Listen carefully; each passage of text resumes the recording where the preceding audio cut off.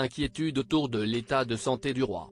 Depuis l'annonce de son cancer, chacune des apparitions de Charles III, 75 ans, est scrutée à la loupe. Alors que le roi semble vouloir faire bonne figure quand il apparaît en public, sourires et blagues de circonstance, en coulisses, les rumeurs alarmistes s'intensifient. Les bruits de couloir selon lesquels le monarque serait bien plus malade que ne le laissent entendre ses collaborateurs se multiplient. Selon The Daily Beast, l'opération Menebrig, nom d'un pont suspendu qui relie l'île d'Anglesey au pays de Galles, en écho à son ancien titre de prince de Galles, et surtout, nom du plan qui prévoit l'organisation des funérailles de Charles III, serait sorti des tiroirs et sérieusement étudié.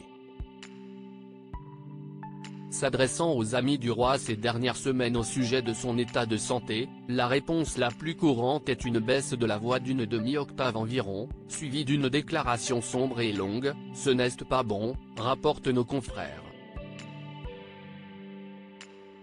Du côté de Buckingham Palace, aucun commentaire sur l'évolution de l'état de santé du roi. Les préparatifs concernant l'organisation des funérailles de Charles III ont débuté dès son accession au trône, mais fait nouveau, les plans ont été dépoussiérés et seraient en cours de mise à jour. Il se murmure que des leçons devraient être tirées du London Bridge, opération qui avait été mise en place à la mort d'Élisabeth II en septembre 2022. Bien sûr, ils examinent tous les aspects du pont Menet. Les funérailles de la reine se sont déroulées comme sur des roulettes et ont placé la barre haute. Ce n'est pas une question d'émotion, c'est un travail, pris très au sérieux, expliquent nos confrères. En quoi consiste l'opération Menebrig? Quand Charles III rendra son dernier souffle, son fils aîné, le prince William, lui succédera sur le trône et son épouse Kate Middleton, deviendra reine consort. Dans la foulée, plusieurs personnes seront informées du décès du roi, sa famille bien sûr, mais également le Premier ministre, le secrétaire du cabinet, d'autres ministres et hauts fonctionnaires ainsi que le bureau du conseil privé du roi, explique page 6.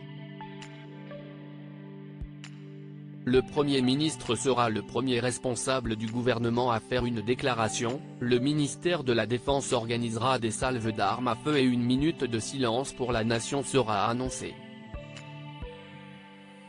Puis le chef du gouvernement britannique rencontrera ensuite le nouveau roi, qui transmettra un message à la nation, comme son père l'a fait à la mort d'Élisabeth II. Pour les jours précédant ses funérailles, son cercueil reposera dans la salle du trône du palais de Buckingham, à Westminster Hall. Charles III reposera dans le caveau royal de la chapelle commémorative du roi George VI au château de Windsor. Crédit photo, Julien Burton.